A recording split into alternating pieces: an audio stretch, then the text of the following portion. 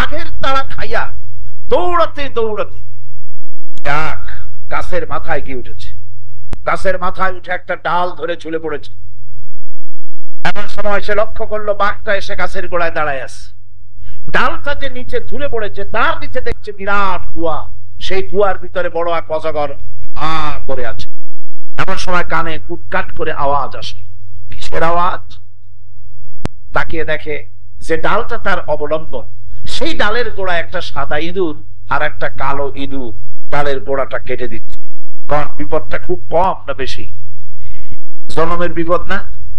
গাছ পাইয়া যদি নিচে নামে তো খাবে কিসে? বাঘে। আর ডাল ভাঙিয়ে যদি নিচে পড়ে খাবে কিসে? এমন সময় তার মাথায় ঠান্ডা কি জানি পড়ল। উপরের দিকে তাকাইছে। উপরে তাকালে সাধারণত মানুষের মুখ হা হয়ে যায়, আর যদি দাঁত না থাকে তাহলে জানলা খোলা গাড়ির মতো হয়ে যায়। উপরের দিকে তাকাইছে, মুখটা হা হয়ে গেছে। আর অমনি উপরে ছিল মধুর চাক, সেখান থেকে ফোটা ফোটা মধু পড়তেছিল, সে মধু চাটতেছে। এমন সময় তার ঘুম ভেঙে গেল। এক বুজুর্গ ব্যক্তির কাছে গিয়ে বলছে, হুজুর, এই রকমের একটা মারাত্মক স্বপ্ন দেখেছি, অর্থ কি কিছুই বুঝলাম না। আল্লাহর বান্দা বুজুর্গ ব্যক্তি বলছেন, তুমি যে স্বপ্ন দেখেছ এটা তোমার একার স্বপ্ন নয়, আর এটা স্বপ্ন নয়, এটা হলো বাস্তব। তামাম পৃথিবীর সমস্ত মানুষের জন্য এইটাই হলো বাস্তবতা। তোমার পেছনে যে বাঘ দৌড়াচ্ছিল এটা বাঘ নয়, এটা হচ্ছে হযরতে আজরাইল আলাইহিস সালাম। প্রত্যেকটি মানুষের পেছনে ঘুরছে, সময় এলেই তার জান কবজ হয়ে যাবে। তুমি যে ডালটা ধরে ঝুলেছিলে ওই ডালটি হচ্ছে তোমার হায়াত, আর ডালের গোড়া কাটতে ছিল সাদা ইঁদুর আর কালো ইঁদুর। সাদা ইঁদুর হলো দিনের প্রতীক, কালো ইঁদুর হচ্ছে রাতের প্রতীক। দিন আর রাত তোমার হায়াতের রশিগাছা কুটকুট করে আস্তে আস্তে করে কেটে দিতেছে। আর নিচে যে কুয়া ছিল সাপ হা করে আছে, এটা হলো তোমার খবর। এর মধ্যে তুমি যে মাথার উপরে ঠান্ডা কি পড়লো, উপরে হা করলে মুখের ভিতরে মধু পড়লো। সেই মধু চাটতে চাটতে কবরের সাপের বিপদের কথা বলেছ, বাঘের বিপদের কথা বলেছ, ডাল ভেঙে পড়বে সে বিপদ বলেছ। এই মধু হচ্ছে তোমার সুন্দরী স্ত্রী, এই মধু হলো দুনিয়া, এই মধু গাড়ি, এই মধু বাড়ি, এই মধু ক্ষমতা, এই মধু প্রতিপত্তি, এই মধু হচ্ছে তোমার ব্যবসা বাণিজ্য। দুনিয়ার মোহে তোমাকে এত বড় বিপদ থেকে তোমাকে ভুলাই দিয়েছে। যখনই কোন গ্রুপ দাওয়াতি কাছে যেত, নবী করিম সাল্লাল্লাহু আলাইহি ওয়াসাল্লাম বলতেন, ইয়াসসিরু ওয়ালা তুআসসিরু, মানুষকে সহজ করে বুঝাও, কঠিন করে কিন্তু বুঝায় না। ইয়াসসিরু ওয়ালা তুআসসিরু, মানুষকে জান্নাতের খবর দিয়ে দিয়ে জান্নাতের দিকে তাকো, দেখাইয়া মানুষদেরকে দিন থেকে সরাই দিও না। সুবহানাল্লাহ। কি জিকির করেন না, ইলাহা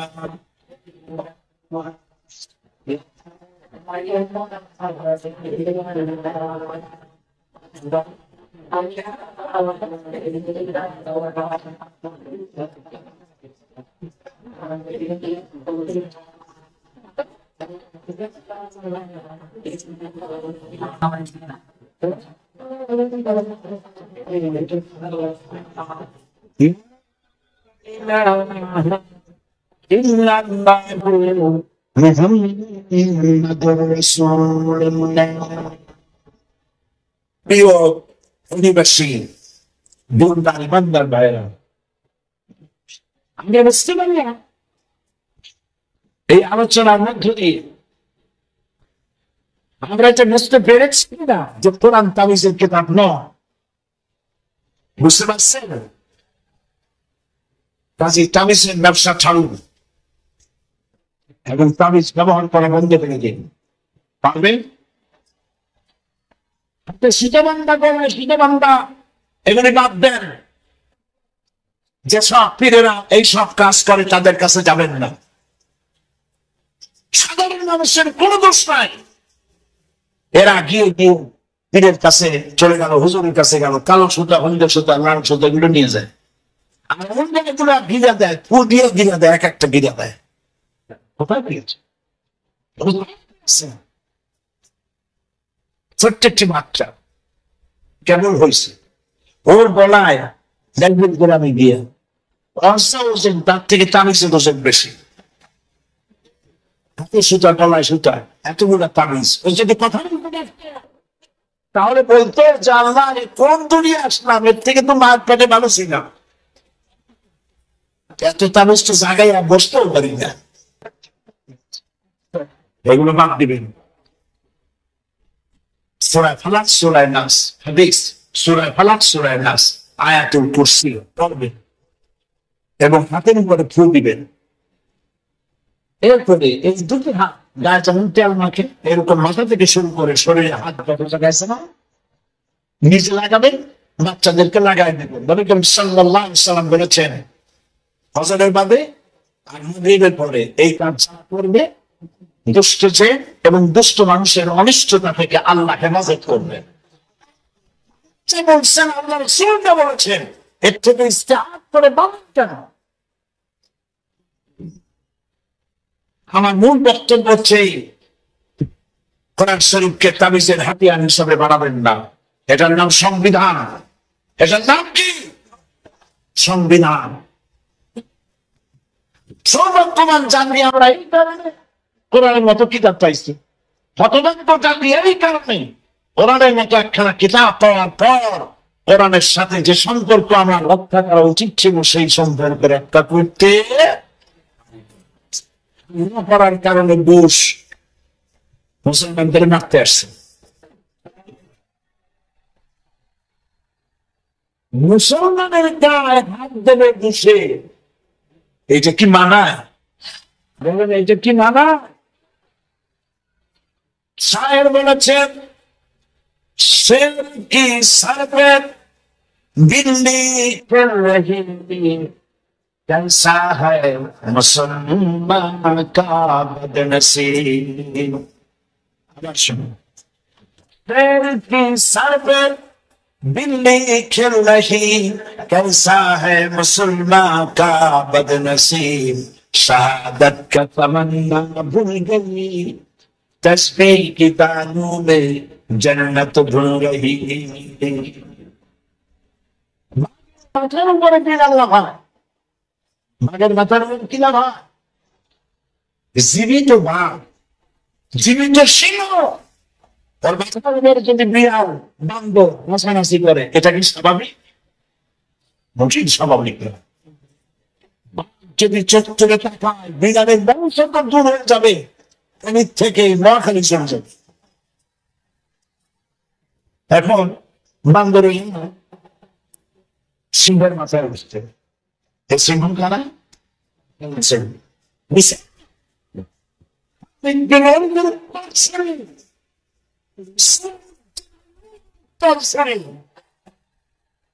শহীদ পিটনের উত্তর শরীর, উত্তর সরিয়ে মুসলমানরা কখনো ছিল না, ভবিষ্যতে থাকবে না। এ মুসলমান হচ্ছে খালিদ বিন ওয়ালিদের উত্তর শরীর। তাদের মাথার উপরে বিড়াল লাগাইতেছে, कैसा है मुसलमान का बदनसीब। আরে মুসলমানদের কি কপাল করে, শাহাদাত কি তামান্না ভুল গই, শহীদ হওয়ার আকাঙ্ক্ষা মুসলমানদের অন্তর থেকে উঠে গিয়েছে। নবী করিম সাল্লাল্লাহু আলাইহি ওয়াসাল্লাম বলেছেন, যে মুসলমানের কলিজার ভিতরে জিহাদ আর শহীদ হওয়ার তামান্না নাই, হবে মুনাফিকের মত।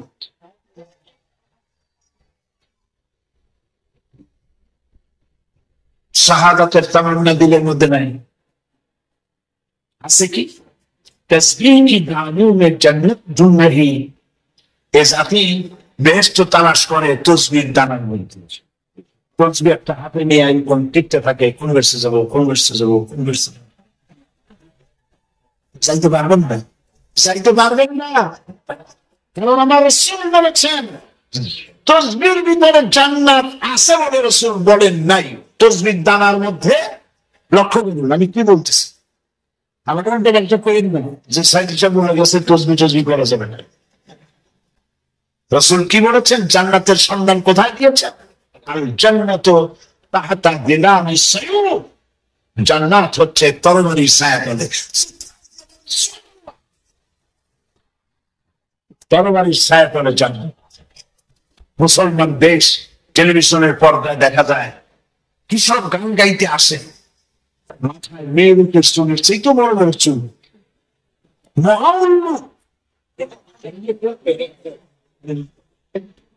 আমি আবার একবার টিভিতে খবর দেখতেছিলাম, বলল যে মাইকেল জ্যাকসন এত মিনিটে গান গাইবে। আমি মনে করলাম যে এই বেটার এত নাম, কি গান গায় দেখি। রাত 9টার সময় দেখলাম, মনে হলো পুরুষ, কিন্তু তার চেহারা দেখে মনে হলো মেয়ে লোকের মতো। 2 লাখ দিল, 3টে শিখ দিল, কিছু বুঝলাম না কি করে।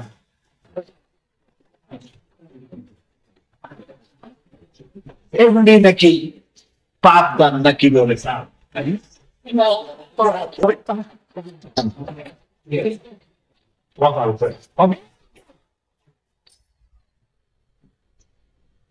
কিন্তু এমন ছিল আমার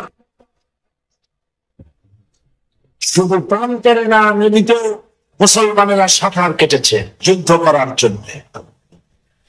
বিশ্বকবি বলেছেন, দস্ত দস্ত दरिया भी न छोड़े हमने, दस्त दस्त दरिया भी न छोड़े हमने, मेरे जुल्मत पे दौड़ा दिए घोड़े हमने। पंडर कृष्ण रजनीते অন্ধকারাতে শ্রাবণের খরস্রোতা নদীর উপরে উত্তাল তরঙ্গমালার উপর দিয়ে সাহাবায়ে কেরাম সাহাবী অশ্বরোহী রাতের আধারে দরিয়া পার হয়ে ইসলামের পতাকা আফ্রিকার ভূখণ্ডে উত্তোলন করেছিল। রাসূলুল্লাহ সাল্লাল্লাহু আলাইহি ওয়াসাল্লাম জঙ্গলের হিংস্র প্রাণীরা, আমরা রাসূলুল্লাহর সাহাবী, ইসলাম প্রচারের জন্য এই জমিনে এসেছি। আমরা এখানে অবতীর্ণ হয়েছি, আমরা এখানে এসেছি দিন প্রচারের জন্য।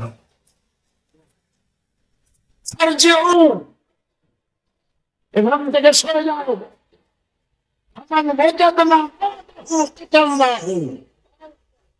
আমার এই ঘোষণার পর প্রাণী যদি তরবারির সামনে পড়ে 2 টুকরা করে ফেলবো, মেরে ফেলে দেবো।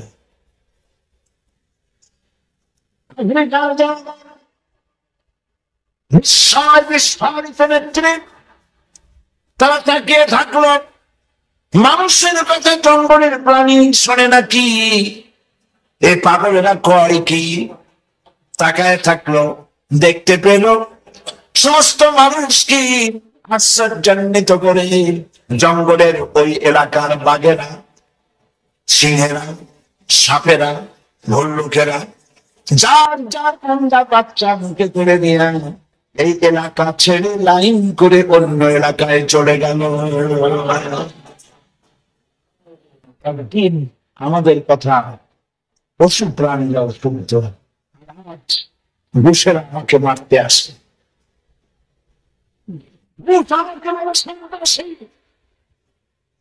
এই পৃথিবীর শ্রেষ্ঠ সন্ত্রাসী কে? যে শুধু বুশ না, বুশের বাচ্চা বুশ।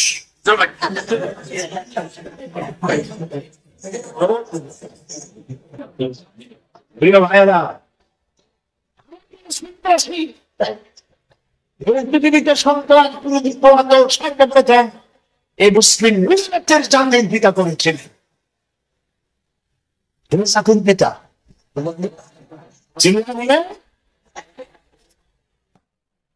এই জন্য বলতে বললাম, আমার দেশের কিছু মুসলমান না লোকের মাথার ভিতরে পোকা ঢুকেছে, জাতির পিতার ব্যাপারে বিতর্ক চলে। ইমানের কমতির কারণে, কমজোর ইমানের কারণে এই কথা তাদের পড়েছে। যেখানে আল্লাহ পাক বলছেন মিল্লাত আবিকুম ইব্রাহিম, আর কোন কথা থাকে এই মিল্লাতুল পিতা ইব্রাহিম আলাইহিস সালাম, আর কথা থাকে না কোথায় ইব্রাহিম আলাইহিস সালাম আর কোথায় সাতামাতে হামজেবি, এটা কথা হইল। আমার জাতির পিতা ইব্রাহিম আলাইহিস সালাম কাবা শরীফ নির্মাণ করলেন, তিনি রাজমিস্ত্রি, আর যিনি হেল্পার তিনি আল্লাহর পয়গম্বর। কে ছিলেন হেল্পার? ইসমাইল আলাইহিস সালাম। আর রাজমিস্ত্রি কে? ইব্রাহিম আলাইহিস সালাম। তখন লিফট ছিল না, ক্রেন ছিল না, কেমনে পাথর উঠাবে? একখানা পাথর ছিল যে পাথরের উপরে তিনি দাঁড়াতেন, যতদূর উচ্চতায় ওঠা লাগতো পাথর আপন ইচ্ছায় উঠে যেত, পাথরটা নেমে যেত। সেই মাথা মাকাম ইব্রাহিম কাবা শরীফের সামনে আল্লাহ পাক বলছেন এই কাবা কেন্দ্রিক অনেক নিদর্শন আমার আছে, সেই নিদর্শনের মধ্যে পাথরটা। বাপ বেটা দুজনে মিলে নির্মাণ শেষ করে দুখানা হাত তুলেছেন রব্বুল আলামিনের দরবারে। প্রথম যে দোয়াটা করলেন এই দোয়াটাই ছিল সন্ত্রাস বিরোধী দোয়া। কি বললেন?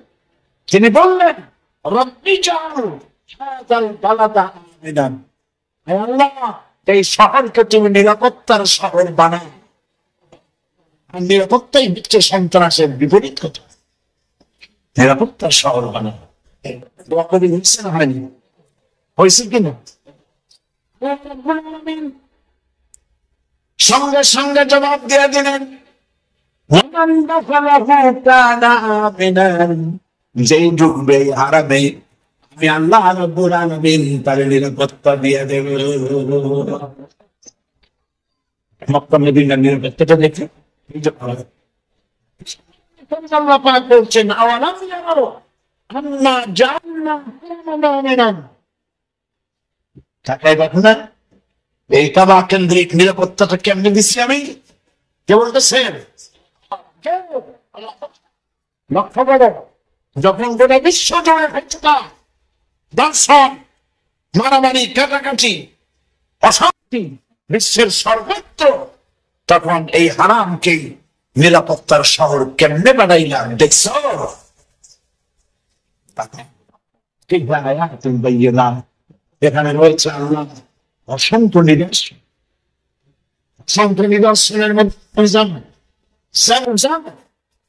একটি কুয়া, অসংখ্য মানুষ এর থেকে পানি খাচ্ছে, গোসল করতেছে, ওযু করতেছে, ওরামের কাপড় ধুইতেছে, অন্তরাল ভরে ভরে পানি নিয়ে যাচ্ছে। প্রতিদিন লক্ষ লক্ষ গ্যালন পানি খরচ হচ্ছে। নদীনায় পানি যাচ্ছে, জিব্রায় পানি যাচ্ছে, বিশ্বের সর্বত্র পানি চলে যাচ্ছে। দরিয়া ফুরিয়ে যাওয়ার কথা, কুয়া ফুরায় না।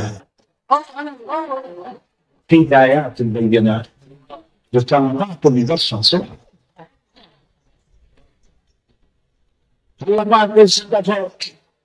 তারা বলে নিরাপত্তা। গভীর রজনীতে রাত 2:30টার সময় যুবতী নারী একাকিনী পুরুষ সঙ্গী ছাড়া হারাম শরীফে চলে গেলেন, তাওয়াফ করলেন, তাহাজ্জুদ পড়লেন, কোরআন তেলাওয়াত করলেন। আবার রাতের বেলায় একাকী নিজের ঘরে ফিরে গেলেন। লক্ষ লক্ষ পুরুষের মধ্য দিয়ে কারো বাবার হিম্মত নাই ওই মেয়ে লোকটার দিকে কোন নজরে তাকায়, তার চোখ ধরে টান মারে, অথবা তাকে একটা অশালীন মন্তব্য করে, অথবা হাইজ্যাক করে। বিগত আছে এটা নয় যে কাবা শরীফ হারামাইন শরীফাইন থেকে কোন নারী বর্ষিতা, লাঞ্ছিতা অথবা হাইজ্যাক হয়েছে। একটা পুরুষ আর একটা পুরুষকে বিয়ে করতেছে, তারপরে তারে কানে ফুল, নাকে দুল ইত্যাদি দিচ্ছে। কি সাথী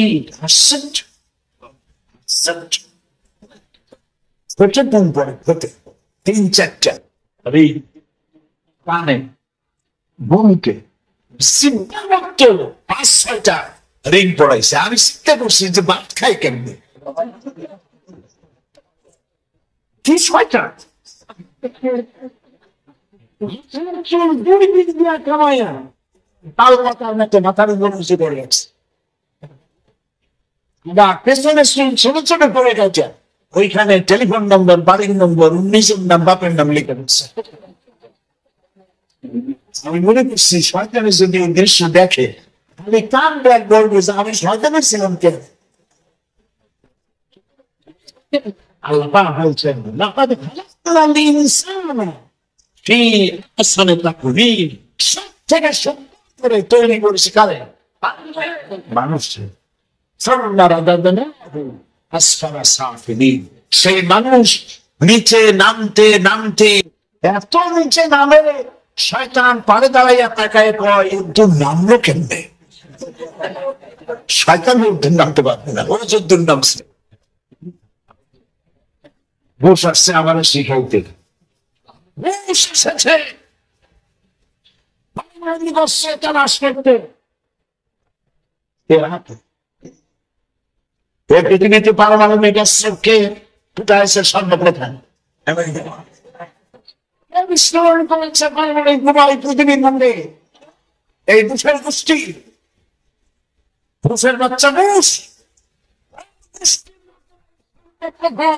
জাপানের হিরোশিমা নাগাসাকিতে পারমাণবিক বোমা বিস্ফোরণ করে লক্ষ লক্ষ মানুষকে হত্যা করেছে। ইরাকে পারমাণবিক অস্ত্র, অস্ত্র পরিদর্শনকারী 3 মাস খুঁজা করল যে অস্ত্র পাইলাম, পারমাণবিক অস্ত্র ইরাকে নাই।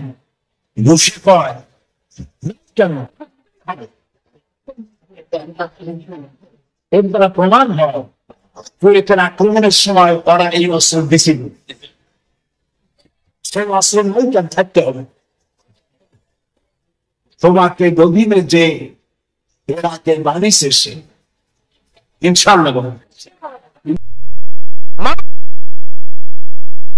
দুনিয়াটাকে ভুলায় রেখেছে। আল্লাহ পাক মানুষকে সতর্ক করে দিচ্ছে, ওয়াল আসরি ইন্নাল ইনসানা লাফি খুসর। আল্লাহ পাক বলেন আমি এতগুলি কসম করে বলছি, ইন্নাল ইনসানা লাফি খুসর, নিঃসন্দেহে অবশ্যই মানুষের জীবন ক্ষতিগ্রস্ত।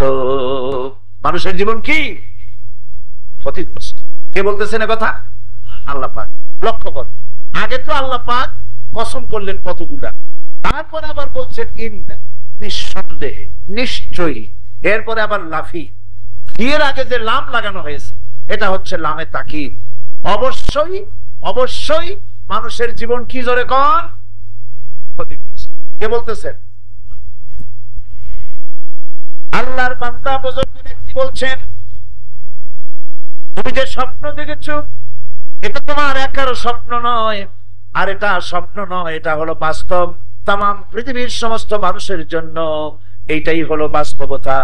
তোমার পেছনে যে বাঘ দৌড়াচ্ছিল এটা বাঘ নয়, এটা হচ্ছে হযরতে আজরাইল আলাইহিস সালাম। প্রত্যেকটি মানুষের পেছনে ঘুরছে, সময় এলি তার জান কবজ হয়ে যাবে।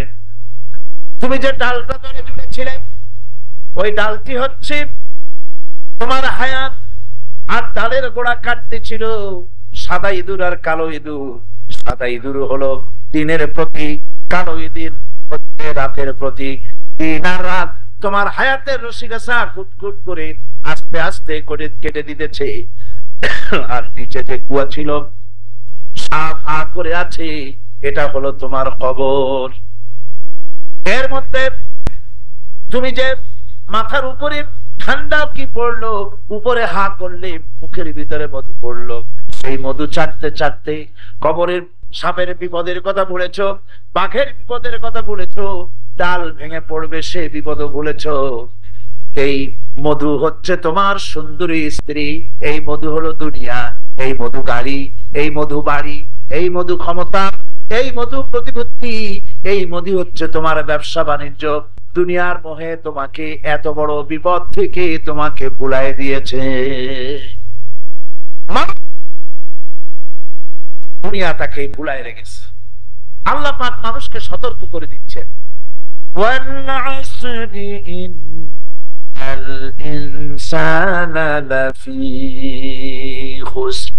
আল্লাহ পাক বলেন, আমি এতগুলি কসম করে বলছি, ইন্নাল ইনসানা লাফি খুসর, নিঃসন্দেহে অবশ্যই মানুষের জীবন ক্ষতিগ্রস্ত। মানুষের জীবন কি ক্ষতিগ্রস্ত? কে বলতেছেন কথা? আল্লাহ পাক। লক্ষ্য করুন, আগে তো আল্লাহ পাক কসম করলেন কতটা, তারপরে আবার বলছেন ইন্না, নিঃসন্দেহে, নিশ্চয়ই, এরপরে আবার লাফি। ফির আগে যে লাম লাগানো হয়েছে এটা হচ্ছে লামে তাকিদ। অবশ্যই মানুষের জীবন কি, জোরে কর, ক্ষতিগ্রস্ত। কে বলতেছেন? এই ইমান তো আমরা সবাই এনেছি, আনছি না ইমান? আমি মনে করি না কোনো বেঈমান এখানে আসছে। আমরা সব ইমানদার, আমরা সব কি ইমান। আমরা ঘোষণা করেছি লা ইলাহা ইল্লাল্লাহ মুহাম্মাদুর রাসূলুল্লাহ। জোরে পড়েন, লা ইলাহা ইল্লাল্লাহ, লা ইলাহা ইল্লাল্লাহ।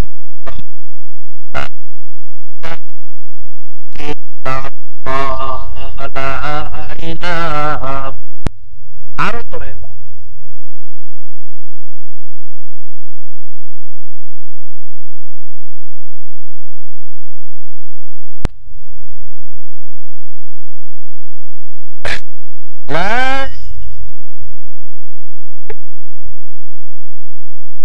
মুহাম্মাদুর রাসূলুল্লাহ।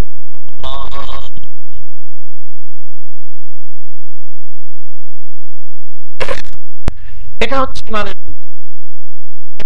বলে চরিত্রের মানসিক ভিত্তি, যেটা ওইটাকে বলা হয় ইমান। ইমান হচ্ছে আমন ধাতু থেকে এর উৎপত্তি।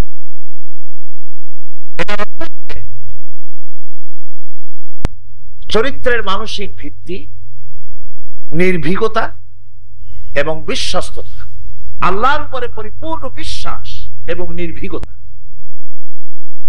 ইসলামে ইমানের গুরুত্ব সবচাইতে বেশি। ইসলামের সবচাইতে বেশি গুরুত্ব কোনটা? যদি প্রশ্ন করা হয় কোরআনে মজিদের দাওয়াতের মূল প্রতিপাদ্য কি, যদি প্রশ্ন করা হয় কি জবাব হবে? ঈমান। কোরআনের মূল দাওয়াত কি? কোরআন কারীম অবতরণ এবং রাসূল কারীম সাল্লাল্লাহু আলাইহি ওয়াসাল্লামের আগমনের একমাত্র উদ্দেশ্য হচ্ছে ঈমানের দাওয়াত দেওয়া। কিসের দাওয়াত দেওয়া? কোরআনের ভাষায় শুনুন, কোরআনের ধারক বাহক সম্পর্কে আল্লাহ রাব্বুল আলামিন কোরআনে কারীমের মধ্যে বলেছেন, রব্বানা ইন্নানা সামি'না মুনাদিয়ান ইউনাদি লিল ঈমান। নিশ্চয়ই আমরা এমন একজন আহ্বায়কের ডাক শুনেছি, এমন এক আহ্বায়কের ডাকে আমরা সাড়া দিয়েছি, যিনি আমাদেরকে ঈমানের আহ্বান করেছেন, যিনি আমাদেরকে ঈমানের ডাক দিয়েছেন, তিনি হচ্ছেন নবী মুহাম্মদ রাসূলুল্লাহ সাল্লাল্লাহু আলাইহি ওয়াসাল্লাম। কোরআনে হাকিম এক সুস্পষ্ট সীমারেখা টেনে পৃথিবীর মানুষকে দুটো শ্রেণীতে বিভক্ত করে দিয়েছে। পৃথিবীর মানুষ মূলত দুই শ্রেণীতে ভাগ। কয় শ্রেণী? নারী আর পুরুষ নয়, সাদা আর কালো নয়। মূলত পৃথিবীর মানুষকে দুইটা ভাগে বিভক্ত করা হয়েছে। এক ঈমান আনয়নকারী, ঈমান পোষণকারী, আর এক হচ্ছে অবিশ্বাসী। এই দুইটা শ্রেণী পৃথিবীতে। কয়টা শ্রেণী হলো? দুটি শ্রেণী। ঈমান পোষণকারী যারা, তারা হচ্ছে সত্যশ্রয়, তারা জ্ঞান এবং নূরের সম্পদে তারা ধন্য। আর যারা অপর দলটি যারা, তারা হচ্ছে মূর্খ, হেদায়েতের রাস্তা তাদের জন্য অবরুদ্ধ। আর যারা ঈমান এনেছে তাদের জন্য হেদায়েতের রাস্তা উন্মুক্ত। এই দুটি ভাগ সম্পর্কে, দুটি দল সম্পর্কে আল্লাহ পাক কোরআনে কারিমে বলছেন, ফারিকাইন কাল আ'মা ওয়াল আসাম والبصير والسميع هل يستويان مثلا أفلا تذكرون। এই দুই শ্রেণীর লোকদের দৃষ্টান্ত এরূপ, যেমন একটি লোক কথাও বলতে পারে, কানেও শোনে, আর অপর লোকটি কথাও বলতে পারে না, কানেও শোনে না। এই দৃষ্টান্ত হচ্ছে ঈমান আনয়ন, ঈমান পোষণকারী আর অবিশ্বাসী, এই দুজনের জন্য এই দৃষ্টান্ত দেওয়া হয়েছে। এরপরেও কি তোমরা এর থেকে উপদেশ গ্রহণ করবে না? তার মানে হলো যারা কানে শোনে এবং যারা চোখে দেখে তারা হচ্ছে ঈমান আনয়নকারী। চোখ দিয়ে হক দেখেছে, কান দিয়ে হক শুনেছে, অন্তর দিয়ে বিশ্বাস করেছে, এরা হলো ঈমানদার। আর যারা বেঈমান, তারা দেখেও দেখে না, শুনেও শোনে না। আকাশ দেখে কয় ওটা একটা নীলা নীলা দেখা যায়, আসলে আকাশ বলতে কিছু নাই। স্রষ্টা সম্পর্কে ধারণা, স্রষ্টা বলতে কিছু নাই, স্রষ্টা মানুষই সৃষ্টি করছে। পৃথিবী সম্পর্কে তাদের ধারণা যে এই পৃথিবীটা একটা অ্যাক্সিডেন্টের ফল। সূর্যের কাছ থেকে একটা জ্যোতিষ্ক যাচ্ছিল খুব জোরে, যাওয়ার সময় জ্যোতিষ্কের ফোর্স ছিল এত বেশি, ফোর্সটাকে সহ্য করতে না পেরে একটা অংশ ভাঙ্গা ছিটকে পড়লো মহাশূন্যে। তারপরে ঘুরতে লাগলো, ঘুরতে লাগলো, ঘুরতে ঘুরতে একদিন পৃথিবী হয়ে গেল।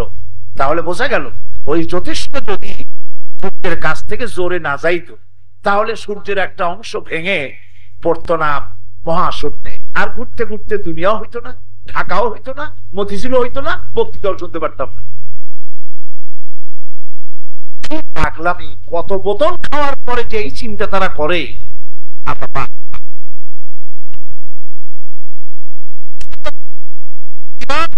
মধ্যে পার্থক্যের ফলে গোটা মানব জাতির মধ্যে সুস্পষ্ট ভাবে পার্থক্য সূচিত হয়ে গেছে। ঈমান এবং বেঈমান এর মধ্যে পার্থক্য হয়েই গেছে। কোরআনে কারীমে রব্বুল আলামিন বলেন, লা ইকরাহা ফিদ্দীন ক্বাদ তাবায়্যানার রুশদু মিনাল গায়। দ্বীনের ব্যাপারে কোনো জোর জবরদস্তি নাই, আর হেদায়েত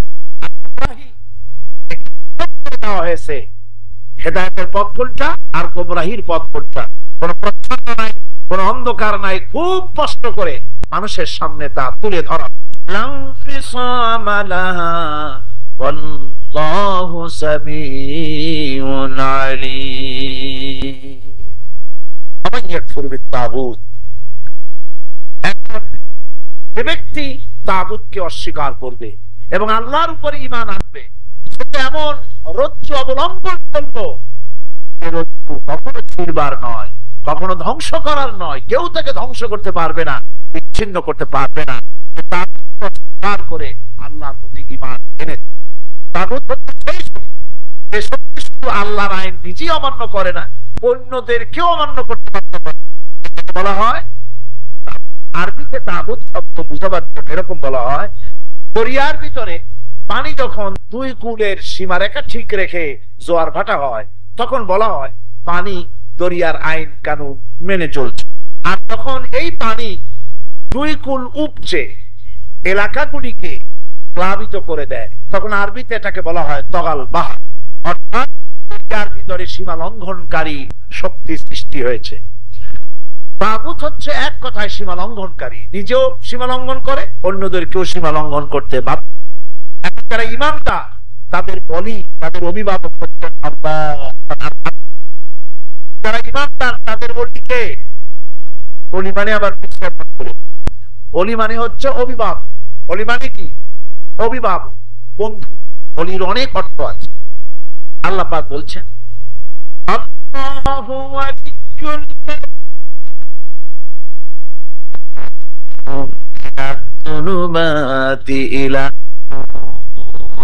যারা ঈমান এনেছি, আল্লাহ রাব্বুল আলামিন হচ্ছেন তাদের জন্য অভিভাবক। আল্লাহ রাব্বুল আলামিন তাদের জন্য হচ্ছেন অভিভাবক। আল্লাহ তাদেরকে বন্ধু এবং অভিভাবক হচ্ছেন আল্লাহ পাক। আল্লাহ অন্ধকারের ভিতর থেকে টেনে আলোর দিকে তাদেরকে বের করে আনেন। আর ভালো আমার বন্ধু কে করতে পারে? তাদের সত্য আছে যে আল্লাহ ছেলে দিতে পারে না, মেয়ে দিতে পারে না, ওরাই তো মাঝে চায়, ঠিক কিনা? হয়ে গেছে, আল্লাহ দিবেন কিনা সেই জন্য আরেকজন মন্ত্রী ধরা দরকার। ছোটবেলায় দেখছিলাম সরস্বতী পূজা হচ্ছে, দেখি সরস্বতীর সামনে সেখানে একটা টাকা, কিছু ধান, দোয়াত কলম, কিছু চাউল। ওই হিন্দু এক ছাত্র ছিল আমার সাথে, তার বাড়িতেই ঘটনা ঘটছে। আমি তারে জিজ্ঞেস করলাম যে সরস্বতী মূর্তির সামনে এগুলো কেন, এই টাকা ধান চাউল এগুলো থুইছো কেন? এগুলি ভগবানকে স্মরণ করায় দেওয়া। কলম দেখে তিনি মনে করবেন আমার বিদ্যার দরকার, চাউল দেখে মনে করবে আমার চাউলের দরকার, তারপরে টাকা দেখে মনে করবে আমার ধনবান হওয়া দরকার। ভগবানকে স্মরণ করায় দেওয়ার জন্য সব জিনিস থাকবো, উনি স্মরণ করে আমার দায়ী দিবেন। আমি বললাম এইরকমই ভগবান তোমাকে স্মরণ করাই দিতে হবে, প্রশ্নই ওঠে না। সুতরাং ঈমান আনতে হবে আল্লাহর উপরে, এরকম ঈমান আমার ছেলে যদি না থাকে, সন্তান যদি না থাকে, কে দিতে পারে? আপনার নামটা নিলেন আমার সামনে দিয়ে 5-6 জনে, আর বাকি লোকেরা হা করে বসে থাকে। আপনার নাম নিলে লজ্জা করে নাকি, ভয় করে নাকি? তাহলে চিল্লায় কোন সন্তান না অভাবগ্রস্ত হই, তাহলে আমাকে সচ্ছল বানায় দেবে কে? আমি আমার বাবার জবাব কে? অসুখ হয় তার থেকে কে মুক্ত করবে? শুনুন আমাদের পিতার ভাষা, আমাদের পিতা কে? মাশাআল্লাহ, আপনাদের ওয়াজ শুনে মজা আছে। তার মানে আমি বলার আগেই আপনারা ঠিক পান যে আমি কি করব। ইব্রাহিম আলাইহিস সালাম আমাদের পিতা, তিনি যে কথাটা বলেছেন আল্লাহর কাছে এত প্রিয় হয়েছে, কথা আল্লাহ কোরআন শরীফে উঠাই দিয়েছে। সুবহানাল্লাহ। ইব্রাহিম আলাইহিস সালাম বলছেন ওয়াইদা মারিতু ফাহুয়া ইয়াশফিন, আমি যখন অসুস্থ হই তখন আল্লাহ রাব্বুল আলামিন আমাকে রোগ মুক্ত করে দেন।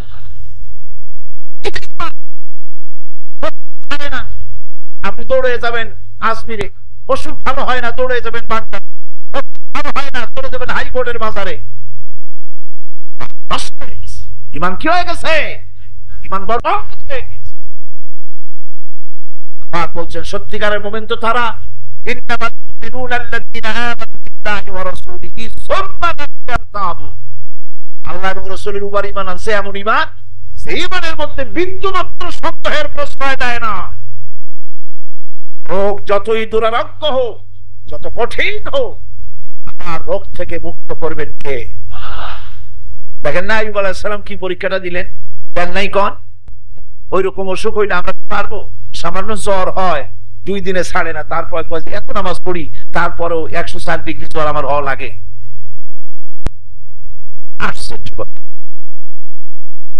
আইয়ুব আলাইহিস সালাম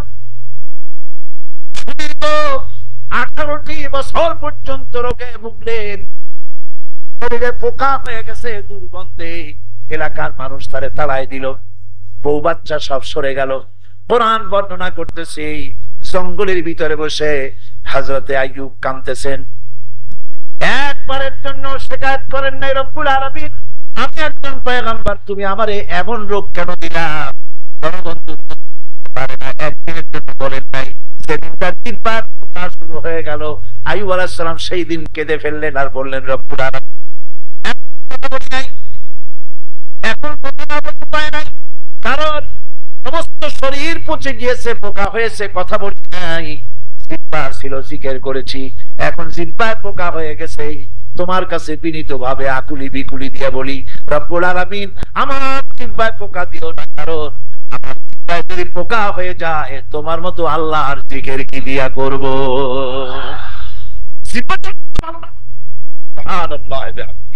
আল্লাহ পাক সঙ্গে সঙ্গে তাকে রোগ মুক্ত করে দিলেন, যা হারাইছেন তার থেকে আরো বেশি দিয়ে দিলেন। সুবহানাল্লাহ। সুতরাং আল্লাহর উপর ঈমান ওই রকম আনতে হবে। আল্লাহ আছে এরকম কথা নুরো পাগলাও কয়ে গেছে। আল্লাহর উপর ঈমান আনিয়া সন্দেহকে প্রশ্রয় দেওয়া যাবে না। চূড়ান্ত ক্ষমতার মালিক কে? শিক্ষার্থী বলতে হবে কে? এত বড় ক্ষমতা, রাতকে দিন বানান, দিনকে রাত বানান, সাগরকে নগর বানান, নগরকে সাগর বানান, মৃত মানুষকে জীবিত করেন, জীবিতকে মৃত্যু করে দেন, পথের মানুষ ধরে প্রেসিডেন্ট বানাই দেন, আবার তার উপরে নারাজ হন, ফাঁসির মঞ্চে ঝুলাইয়া দেন।